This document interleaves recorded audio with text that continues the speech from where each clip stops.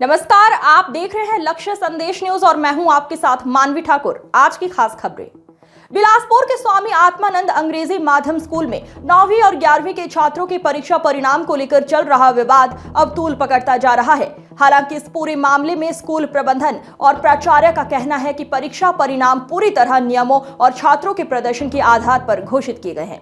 बिना परीक्षा दिए या उत्तर पुस्तिका खाली छोड़ने वाले छात्रों को पास करना संभव नहीं है। प्राचार्य ने पूरे मामले की लिखित जानकारी कलेक्टर को भी भेज दी है। देखिए हमारे रिपोर्टर ध्रुव चंद्रा की ये खास रिपोर्ट।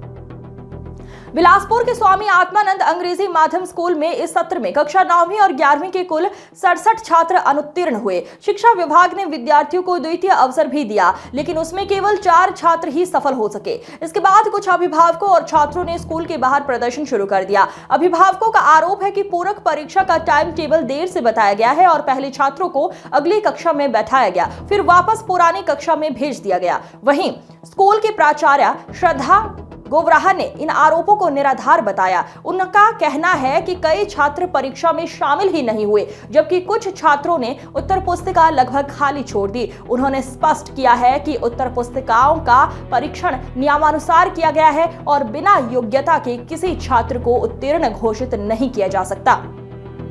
प्राचार्य का कहना है कि शैक्षणिक संस्थान नियमों से संचालित होते हैं, न कि दबाव या प्रदर्शन से। पूरे मामले की विस्तृत रिपोर्ट जिला प्रशासन और कलेक्टर को भी भेज दी गई है। इस घटना ने शिक्षा व्यवस्था पर भी सवाल खड़े किए हैं। यदि बड़ी संख्या में छात्र कमजोर थे तो समय रहते उनकी शैक्षणिक प्रगति पर विशेष ध्यान देने की आवश्यकता थी। स्कूल स्तर पर नियमित मॉनिटरिंग और सुधारात्मक प्रयासों की प्रभावशीलता पर भी चर्चा शुरू हो गई है। फिलहाल स्कूल प्रबंधन का कहना है कि छात्रों के भविष्य के साथ कोई समझौता नहीं किया जाएगा और सभी निर्णय शिक्षा विभाग के नियमों के अनुरूप ही लिए जाएंगे।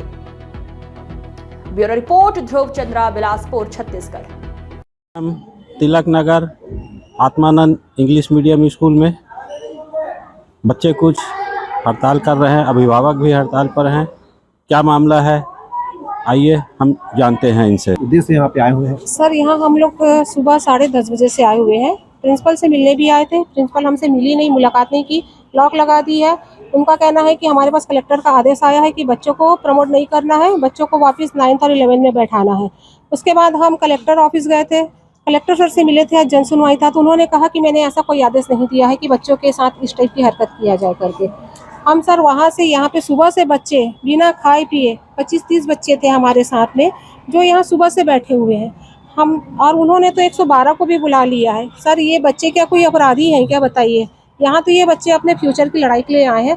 हम बस प्रशासन से यही अनुरोध और निवेदन करना चाहते हैं कि इन बच्चों के फ्यूचर से खिलवाड़ मत करें। ये हमारे आने वाले बच्चे जो हैं देश का भविष्य है।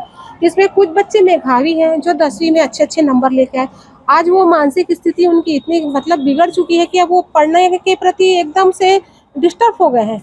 अब वो बोलते हैं कि मम्मी, अगर हम यहाँ पढ़ते हैं तो ये आगे चल के फिर हमारे साथ यही हरकत करेंगे और फिर लोग हमको यही बोलेंगे कि ये पिछले साल भी ऐसे किए थे, फिर ऐसे कर रहे हैं, इससे हम ही लोग बदनाम होंगे। प्रिंसिपल इस टाइप से अगर झूठ बोल रही है तो फिर आप सोचिए कि हम किसके ऊपर विश्वास करें। वो डायरेक्ट बोलती है कि कलेक्टर का आदेश आया है। बताइए, उतने बड़े अधिकारी का नाम ले रही है। उनको बोलने में ये भी नहीं लग रहा है कि मैं कितना बड़ा बात बोल रही हूँ। सुबह से आप लोग पास प्रिंसिपल नहीं, ताला लगा के रखिए। आप अभी भी देखिए, ताला लगा हुआ है। देखिए हमारा कैमरा में दिखाएगा, ताला दिखाया बेटा, सुबह 10 बजे से ताला लगा हुआ है। बताइए, हम सुबह से यहाँ बैठे हुए, बाहर का भी ताला लगा हुआ था। बाद में बारिश थोड़ा सा वो हुआ तो वो दरवाजा खोला गया। क्या काम है सर, ये बताइए ना। मेरा नाम ज्योति शुक्ला है। मेरी गुड़िया यहाँ पे 11th में थी और क्या कहते हैं, मेरी बच्ची 10th में 80% लेके आई है। सोचिए, उस मेधावी छात्रा के साथ जब ऐसा हो सकता है तो बाकी बच्चों का क्या है। 67 बच्चे फेल हुए हैं सर, 1-2 बच्चे नहीं।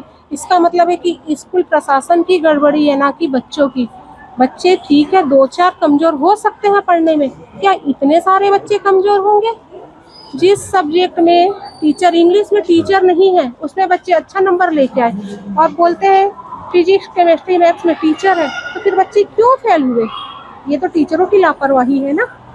तो बस हम प्रशासन से यही चाहते हैं कि बच्चों को प्रमोट कर दें और उनके फ्यूचर का एक बार सोचें।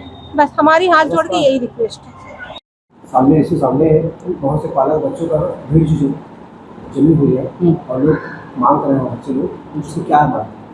उनका मांग है कि अनुत्तीर्ण बच्चों को पास किया जाए, जबकि हम अवसर परीक्षा भी उनसे लिए हैं, क्लास भी लगाए थे, तो क्लास का भी हम लोगों ने क्या किया था, उनको मैसेज किया था, फिर भी नहीं आए कोई बच्चे, और अब दबाव हम पे डाल रहे हैं कि आप पास करो बस।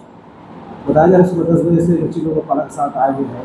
सुबह 10 बजे से नहीं आए हैं, वो लोग कलेक्ट्रेट गए थे, कलेक्ट्रेट से फिर यहाँ पे आके हंगामा कर रहे हैं, पढ़ाई डिस्टर्ब हो रही है बाकी बच्चों की। उन लोग को आप क्या कहना चाहेंगे? जी, उन लोग के लिए आप क्या कहना चाहेंगे? अब वही है कि जो 9th में फेल हुए हैं वो 9th में पढ़ लें, जो 11th में फेल हुए हैं वो 11th में पढ़ लें, उसके अलावा हमारे पास कोई रास्ता नहीं है। और जैसा भी ऊपर अधिकारी को हमने जानकारी दे दी है, और जैसे उनका आदेश आता है, ये लोग भी गए थे, इन लोग भी मांग किए हैं, उनके आदेशों के अनुसार हम कार्य करेंगे। तो पालक का कहना है कि आपको कलेक्टर द्वारा आदेश दिया गया है, ऐसा कुछ नहीं है भाई, हमारे पास कोई लिखित आदेश नहीं आया है। पालक को ये इल्जाम लगा रहा है कि आपको आदेश दिए हुए, ऐसा कोई कलेक्टर है जो आपको नहीं। आदेश दे सकता है? कलेक्टर हमको क्यों आदेश देगा भाई? कलेक्टर डीओ को आदेश देगा, हमको डायरेक्ट आदेश नहीं देगा। डीओ के माध्यम से हमारे पास जानकारी आती है।